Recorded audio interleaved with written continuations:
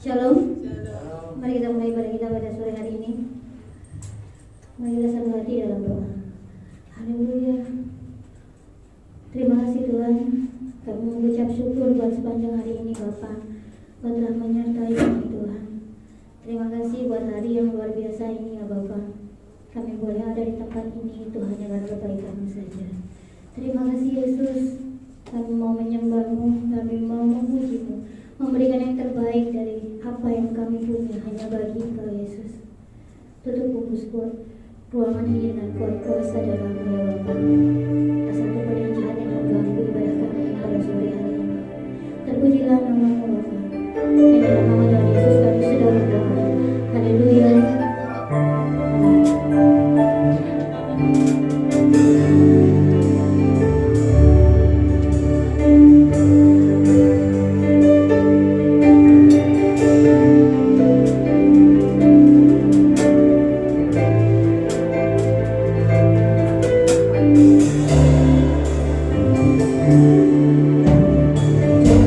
Jangan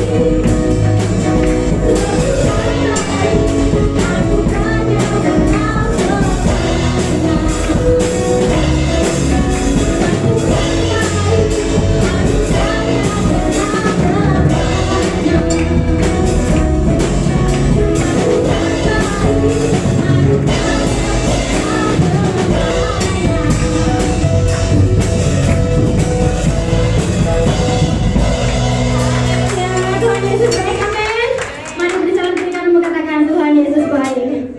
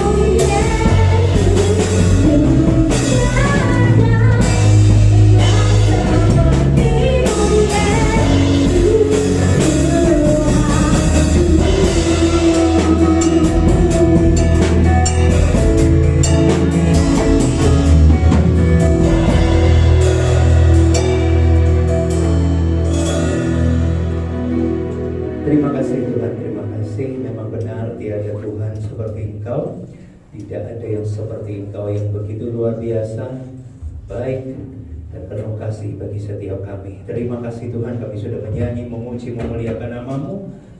Tiba saatnya kami mendengar Engkau berbicara bagi setiap kami, urapi kami, hati kami, buka mata hati kami Tuhan, sehingga pada saat benih firman-Mu ditabur dapat bertumbuh, berbuah, dan semuanya hanya untuk hormat dan kemuliaan nama-Mu.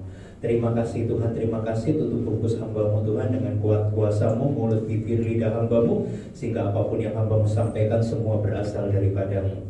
Terima kasih Tuhan, terima kasih segala kuasa yang bukan datang dari Engkau, yang mencoba mengganggu konsentrasi kami untuk belajar akan kebenaran firman-Mu, kami ikat, kami tolak, kami patahkan di dalam nama Tuhan Yesus. Biarlah Engkau saja yang berkuasa di tempat ini, berkuasa di hati pikiran kami. Terima kasih Tuhan, terima kasih Yesus. Jemaat Tuhan yang siap terima berkat firman Tuhan, mari bersama katakan amin. Silakan duduk kembali.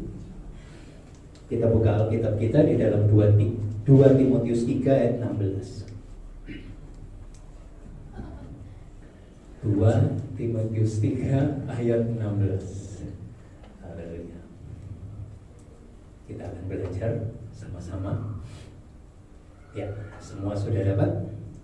Kalau sudah dapat, saya mengajak jemaat Tuhan untuk membaca ayat ini bersama-sama. Tidak perlu terlalu cepat. Yang penting kita bisa mengerti. Semua sudah dapat ya? Mari kita baca sama-sama. 2, 3. Segala tulisan yang diilhamkan Allah memang bermanfaat untuk mengajar, untuk menyatakan kesalahan, untuk memperbaiki kelakuan, dan untuk mendidik orang dalam kebenaran. Puji nama Tuhan. Haleluya. Ya, Bapak Ibu yang terkasih, kalau kita melihat situasi kondisi saat ini ya mau bilang apa ya, banyak yang kehilangan pekerjaan dan lain sebagainya, banyak usaha yang tutup dan segala macam karena pandemi yang sudah begitu lama. Tapi puji Tuhan, perlahan-lahan kita sudah mulai bangkit kembali, sudah mulai hidup kembali. Bahkan ada banyak pengusaha, banyak perusahaan yang justru diberkati pada saat pandemi seperti ini. Dan saya yakin kita semua ada di situ ya. Puji nama Tuhan. Ya, sudah terlalu banyak hidup kita isi dengan hal-hal yang berbau dunia. Sementara Tuhan turun ke dunia ini ingin menyampaikan kabar kebaikan, kabar kebenaran bagi setiap kita. Melalui apa?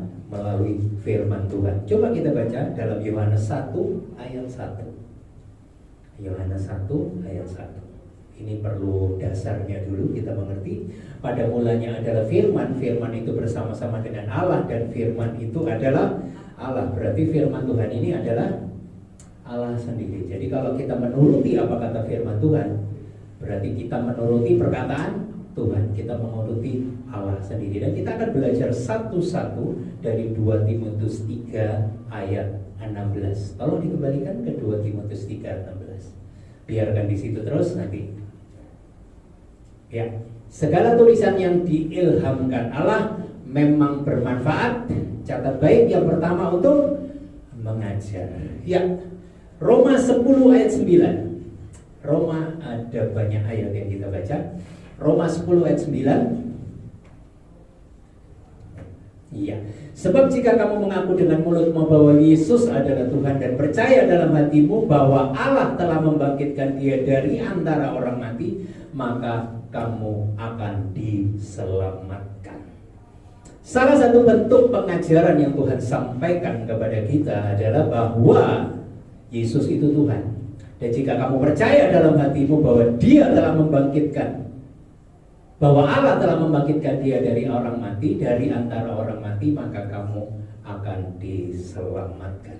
Kalau kita pelajari menurut Kamus Besar Bahasa Indonesia, mengajar itu artinya memberi pelajaran, melatih. Dan ada satu lagi yang mungkin ya boleh dibilang kita tidak suka ini ya, memarahi. Itu arti mengajar kalau dalam menurut Kamus Besar Bahasa Indonesia. Supaya apa? Supaya jerah. Kalau di sekolah mungkin kita lebih identik dengan kata mengajar. Guru mengajar dari tidak tahu.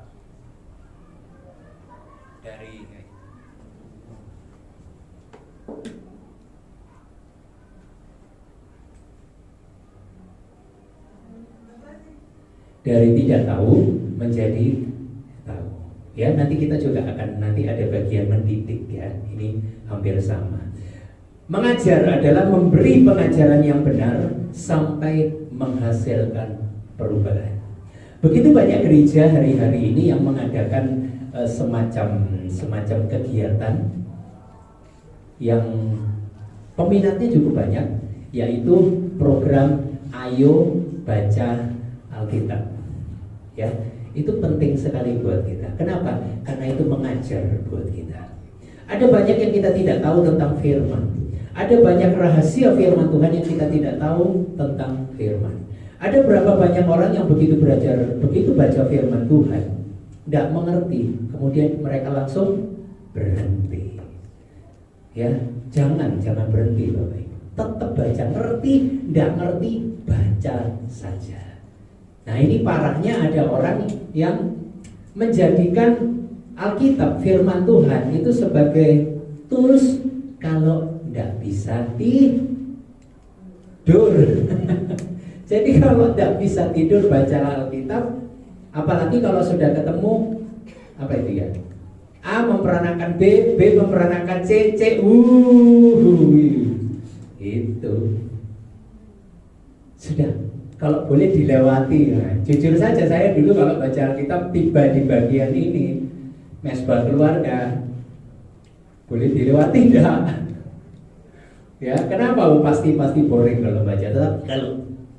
Tapi kalau kita minta pimpinan Roh Kudus, saya yakin percaya tidak ada yang mustahil. Karena saya yakin ada kebenaran firman Tuhan yang ingin dinyatakan melalui ayat ini. Karena dari Kejadian sampai Wahyu ini, saya yakin semua isinya perkataan Tuhan. Kalau dalam acara sebuah pernikahan, pernah Bapak Ibu lihat hadiahnya kunci mobil? Pernah? Kunci rumah? Tidak pernah ya. Pasti Alkitab. Betul ya? Nah, bukan kemudian kasih hadiah, pendetanya kasih kunci mobil, kasih kunci rumah, kasih apa? Kode BCA. Enggak. Pasti ngasihnya Alkitab. Alkitab pun biasanya sampingnya dilapisi emas. Kenapa? Karena kunci segala sesuatu ada di Alkitab. Ya, jadi kita kembali tadi ke 2 Timotius 3:16, segala tulisan yang diilhamkan Allah memang bermanfaat untuk mengajar. Mengajar apa? Mengajar hal-hal yang selama ini kita tidak tahu supaya kita tahu. 1 Korintus 5 ayat 11. 1 Korintus 5 ayat 11.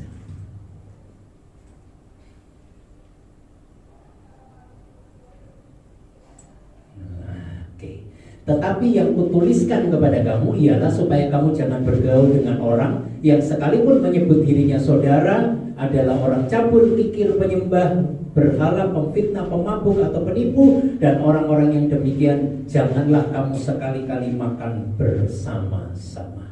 Salah satu bentuk pengajaran yang Tuhan sampaikan kepada kita supaya kita tidak salah jalan. Dan saya yakin percaya masih terlalu banyak isi Alkitab, ya, isi firman Tuhan yang mengajarkan kita yang mungkin selama ini kita tidak tahu. Saya bisa butuh waktu berjam-jam kalau harus menyampaikan apa saja pengajaran yang ada di dalam firman Tuhan. Saya hanya sampaikan secuil saja. Itu butuh kita baca Alkitab. Dulu tempat saya melayani, ya, bersama dengan pemain drum tadi, kalau dulu sering dibilang sisihkan waktumu 1 jam saja setiap hari untuk baca firman, untuk bersekutu dengan firman Tuhan. Ini Bapak Gembala saya sampai memendekkan dari 1 jam tinggal 15 menit ya. Coba, sampai beliau bilang beliau sudah ketemu dengan Bapak di sorga, beliau sudah tidak ada. Itu sampai dari 1 jam jadi hanya tinggal 15 menit. Jadi beliau rangkum sedemikian rupa sampai dibagi topiknya. Berdoa untuk ini 1 menit, berdoa baca Alkitab ini 1 menit. Nah, sampai baca Alkitabnya kalau tidak salah cuma tinggal 2 pasal. Kalau tidak bisa namanya kebangetan. Ya, dari hendak, bisakah kamu berjaga-jaga selama 1 jam saja? Ayat ini dijadikan patokan oleh banyak gereja supaya kita bisa menyediakan waktu kita. Nah, lama, 1 jam saja. Salah satu hamba Tuhan besar Surabaya yang kalau dulu sih bukan cuma beliau ya, sampai jemaatnya pun kalau ibadah putih. Saya tidak perlu sebutkan gerejanya, mungkin tahu ya. Itu sampai terkenal dengan istilah 8x3. Berdoa 8 jam, tidur 8 jam, melayani 8 jam.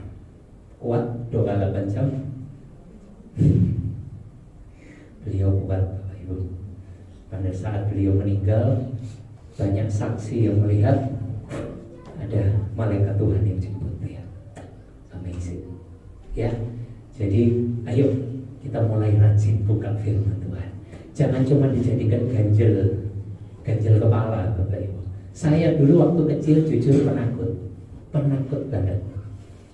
Rumah saya 2 lantai, saya di lantai 1, kamar mandi di lantai 2. Kalau saya masuk kamar mandi saya lari. Begitu ketemu buang air kecil, begitu naik pintu tidak saya tutup, tapi saya banting, belang. Kenapa? Takutnya setengah mati. Sampai pernah sama papa saya, jadi begitu saya masuk, belum dikancing, bengok, saya nangis, saya di dalam. Padahal saya sudah SMP waktu itu. Saya termasuk orang yang penakut dan butuh waktu lama sampai saya tidak jadi penakut. Walaupun jujur kalau dengar cerita orang tentang hantu ya rada merinding, jujur saja. Ya, apalagi tempat saya bekerja terkenal banyak begituannya. Ya, di daerah Gresik sana. Kalau Bapak Ibu dalam perjalanan lewat arah ke Balong Panggang, nah pasti ketemu dengan tempat saya bekerja. Wah, itu ada satpam yang dicekik, aduh segala macam ada. Saya juga pernah waktu masih babat alas itu di kantor sendirian, tidak ada siapa-siapa. Jadi saya karyawan pertama, staf pertama di kantor itu. Ya, kita kembali kepada firman Tuhan. Ya, jadi segala tulisan yang diilhamkan oleh Allah pertama kali apa tadi? Untuk mengajar. Ya, sekarang yang kedua. Efesus 4 ayat 31. Efesus 4 ayat 31. Cepat saja, hanya 4 dan tidak lama. Wah, ini sudah jam 6 kurang seperempat. Ya, jam 6 saya selesai. Oke. Segala kepahitan, kegeraman, kemarahan, pertikaian, dan fitnah hendaklah dibuang dari antara kamu. Demikian pula segala kejahatan. Bagian yang kedua adalah untuk menyatakan kesalahan. Dari mana kita tahu apa yang kita lakukan itu salah kalau kita tidak pernah baca Alkitab? Kata orang sih benar, kata tetangga sih benar, kata orang tua sih benar. Mungkin ya kalau ada perbedaan pengenalan akan Tuhan antara kita dengan orang tua. Ya mungkin orang tua masih menyembah berhala, tapi kita sudah terima Kristus. Ya, jadi antara kepercayaan, antara kebiasaan dengan firman Tuhan kadang-kadang kita anggap biasa-biasa saja. Oh, saya cuma sekedar menghormati saja, oke. Kalau jadi orang Kristen harus jadi orang Kristen yang militan. Salah, benar, titik, tidak ada koma. Tapi udah bisa. Salah satu contoh sederhana adalah berdoa untuk orang mati. Tidak ada pengajaran kita tentang seperti itu. Pengkhotbah mengatakan begitu orang itu mati, memorinya saja tentang kita hilang kok. Lalu ngapain kita berdoa? Yang didoakan yang masih hidup, betul ya? Bukan yang sudah tidak ada gitu. Ya. Jadi kadang-kadang ada istilah waktu masih hidup tidak pernah didoakan, setelah mati baru didoakan. Ketika hidup tidak dibuat bahagia, ketika mati sudah bingung. Sorry, Pak, sorry aku tidak bisa membahagiakan kamu. Ya, nah Jadi menyatakan kesalahan, kamu salah. Kalau menurut kamus bahasa Indonesia, menyatakan itu apa sih? Menyatakan itu menunjukkan, hei kamu salah. Pak, sampean keliru. Yang kedua menjelaskan, dijabarkan, kesalahanmu ini, perilakumu tidak sopan, tidak ikut aturan, dijelaskan. Menerangkan, jadi cuma tidak hanya sekedar permisi, kalau ini baju saya terbuka. Jadi kita tidak hanya bisa menyatakan, bajumu terbuka. Lah terus yang tertutup kayak apa? Ya tidak bisa. Ya kita harus tahu, kalau ditutup itu seperti ini. Jadi kita bisa menerangkan. Nah, firman Tuhan tidak hanya sekedar berkata kamu salah, tapi firman Tuhan bisa menerangkan detil demi detil kesalahan kita apa.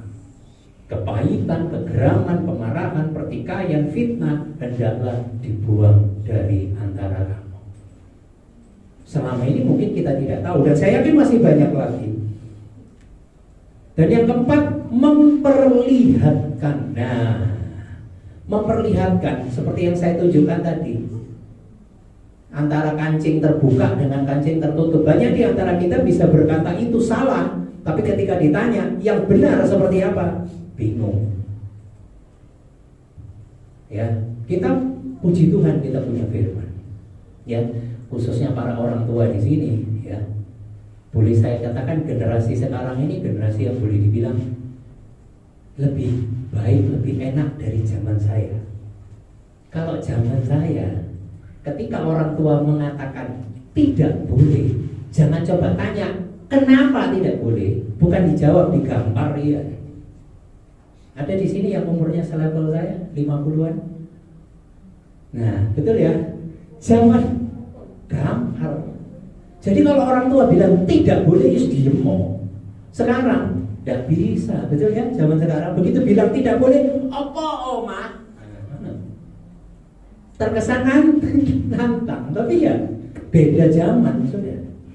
Tidak bisa hanya sekedar melarang.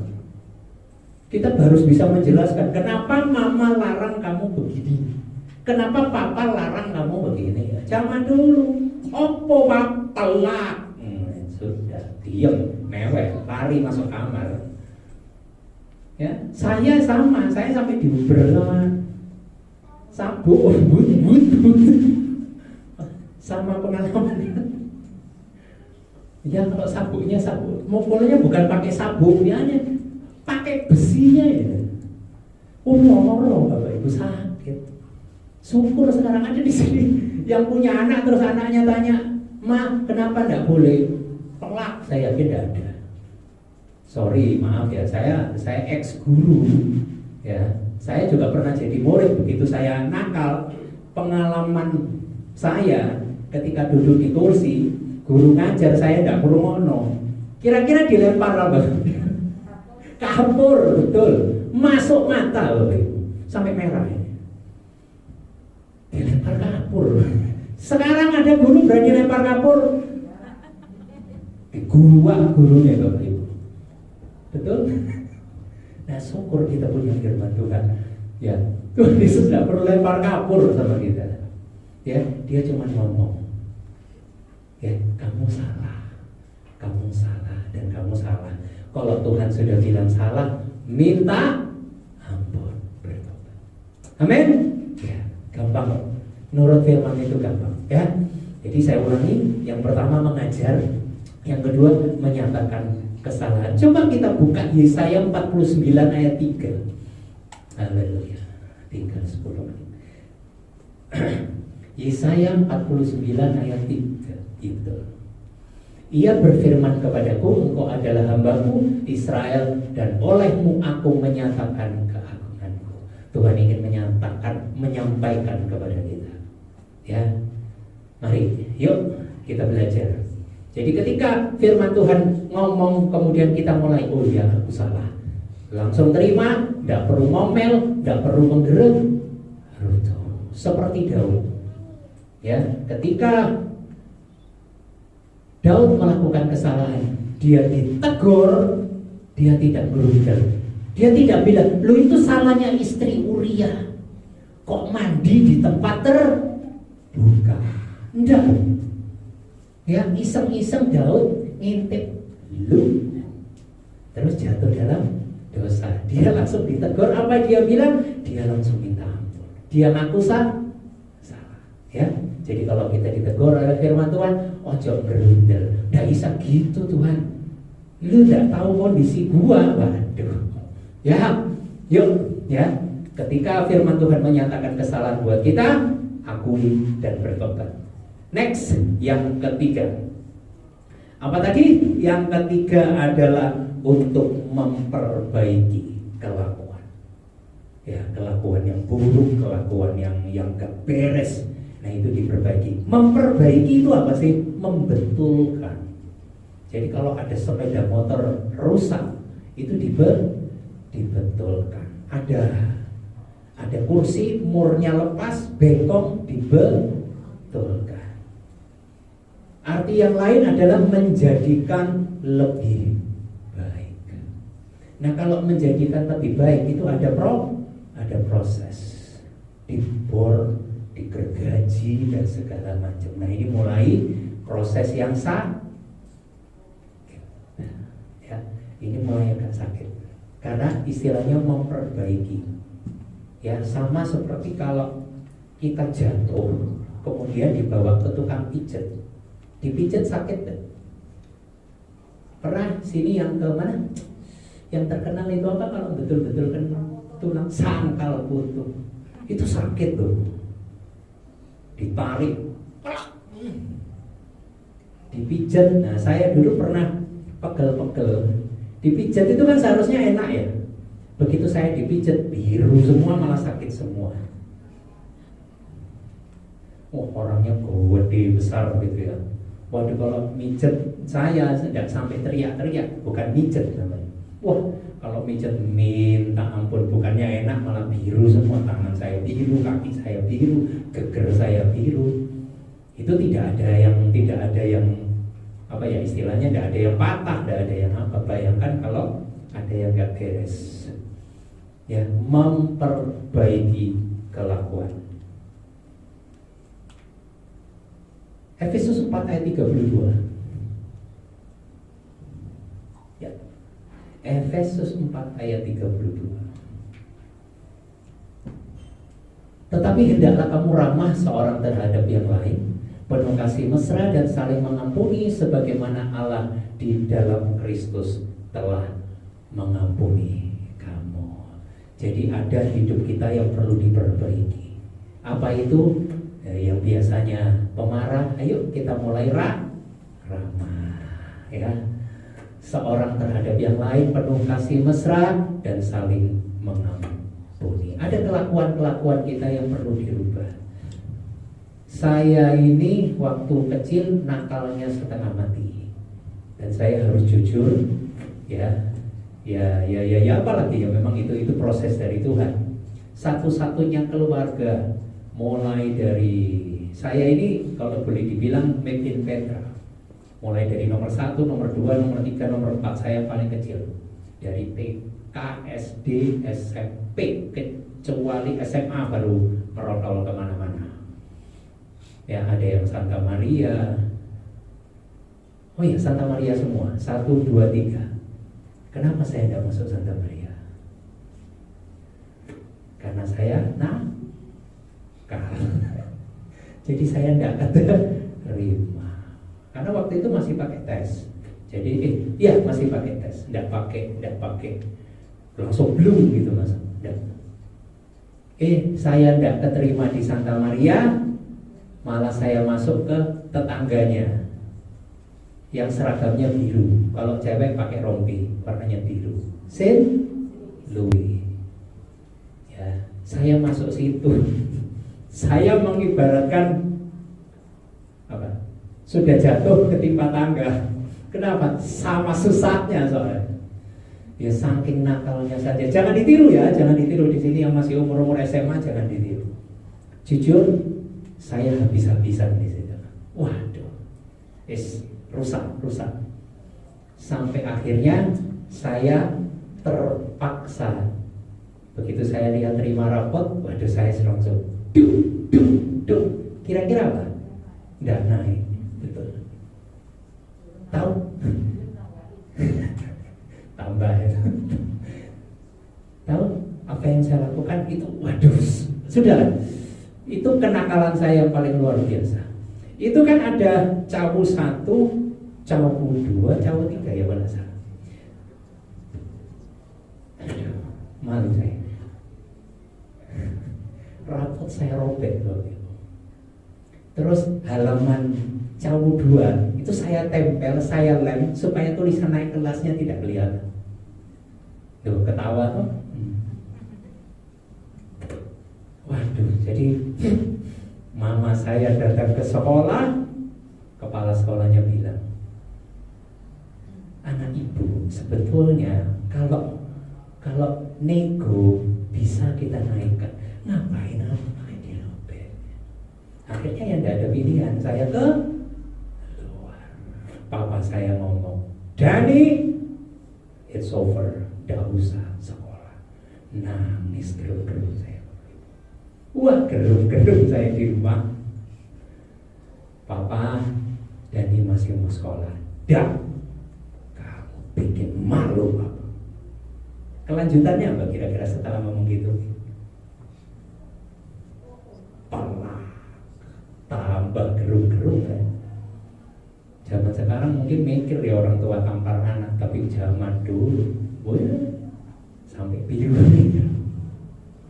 ditampar. Wah, saya bengak-bengok. Dani masih kepingin sekolah.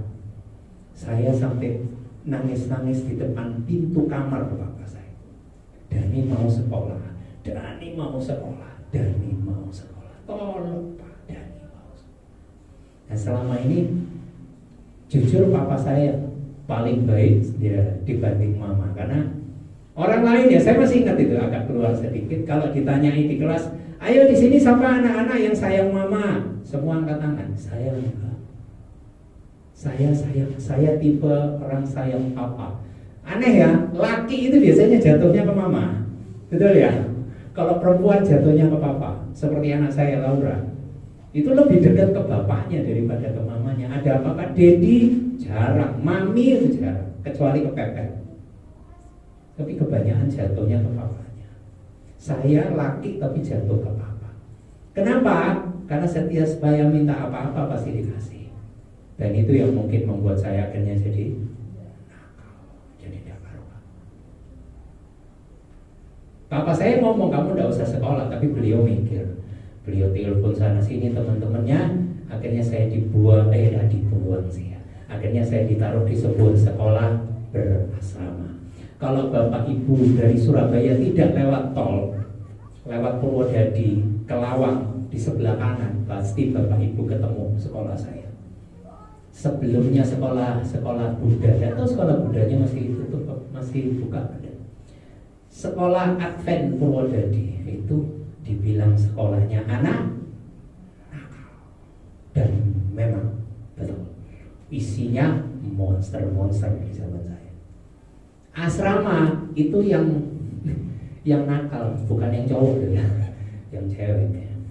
Jebol pagar, jebol jendela, mecah kaca, jagonya perempuan semua.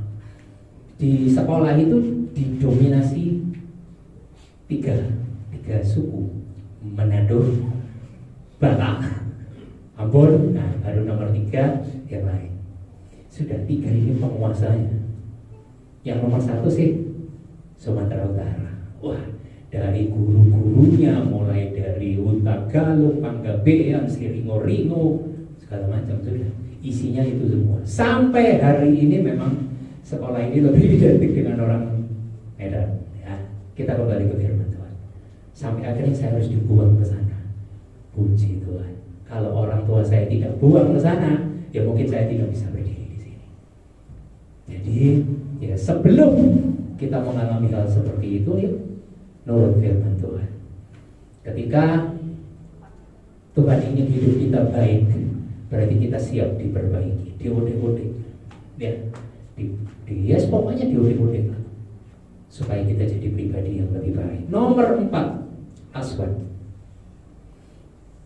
Segala tulisan yang diilhamkan Allah memang bermandat untuk mengajar, untuk menyatakan kesalahan, untuk memperbaiki kelakuan, dan yang terakhir untuk mendidik orang dalam kebenaran. Mendidik, kalau menurut Kamus Besar Bahasa Indonesia, dikatakan memberi latihan. Ada ajaran, ada tuntunan, ada pimpinan. Kita diajar firman Tuhan, dan Tuhan tidak hanya sekadar mengajar, tapi Tuhan juga menuntun, ada langkah-langkahnya. Dan kita pun diberi Roh Kudus untuk memimpin kita dalam kebenaran. Di dalam 2 Timotius 3 ayat 17, 2 Timotius 3 ayat 17, setelah ini 2 Timotius 3 ayat 17, dengan demikian tiap-tiap manusia kepunyaan Allah diperlengkapi untuk setiap perbuatan baik. Haleluya, puji nama Tuhan.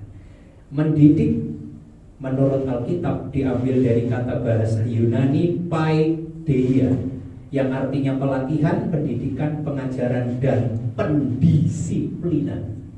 Didisiplinkan kita. Ya, kalau sudah pendisiplinan itu biasanya diikuti dengan pukulan. Barang siapa ku kasihi, ya ku tegur dan ku hajar, itu Tuhan. Nah, ini bagian yang paling berat buat setiap kita. Kenapa? Karena ini ada pendisiplinan. Kembali kepada apa yang saya sampaikan pada ibadah jam kedua tadi. Kenapa banyak doa kita belum dijawab Tuhan? Bukan berarti Tuhan tidak mau jawab doa kita, tapi karena belum waktunya Tuhan, belum saatnya Tuhan. Kedua, Tuhan ingin kita percaya dulu.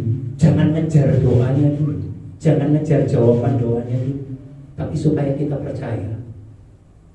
Dan yang terakhir, ya, jadi yang pertama, yang terakhir apa tadi? Sampai saya lupa.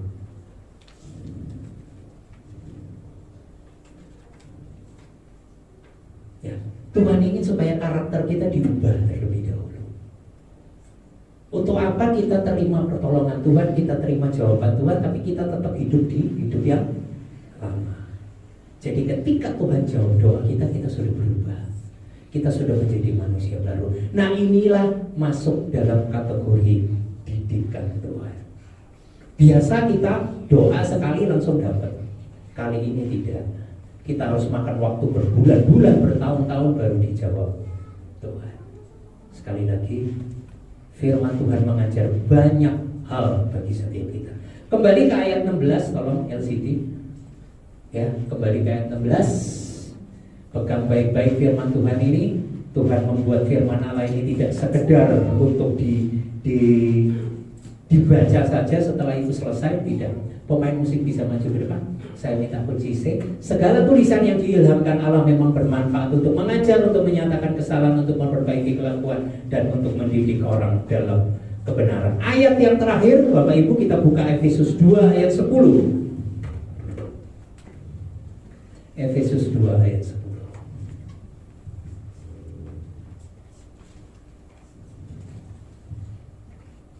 Karena kita ini buatan Allah, diciptakan dalam Kristus Yesus untuk melakukan pekerjaan baik yang dipersiapkan Allah sebelumnya. Ia mau supaya kita hidup di dalamnya. Yuk, kita mulai rajin baca Alkitab.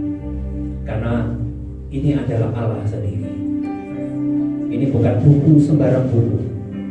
Dari semua buku yang pernah ada di dunia ini, Alkitab adalah buku yang dicetak dalam bahasa yang paling banyak yang pernah ada. Dan saya yakin percaya itu tidak hanya sekedar lelucon, hanya sekedar untuk memenuhi lemari kita. Kita punya Alkitab tidak pernah dibuka. Ya, salah satu hamba Tuhan besar Surabaya juga ditunjukkan di Facebook dan segala macam. Alkitabnya 2-3 bahasa, Indonesia, Inggris, dan Mandarin. Ya, ini salah satu tokoh pendiri gereja Bethel Tabernakel Surabaya. ya Pendeta Dr. Gerson Sutopo. Itu baca Alkitab luar biasa. Kalau tidak salah saya ingat sudah seumur hidupnya mungkin sudah lebih dari 100 kali dia selesai baca. Hidupnya luar biasa. 3 keturunan, 3 generasi melayani Tuhan semua. Ya, jadi yuk, ini bukan sekedar firman, tapi biar firman Tuhan ini menjadi rema bagi setiap kita.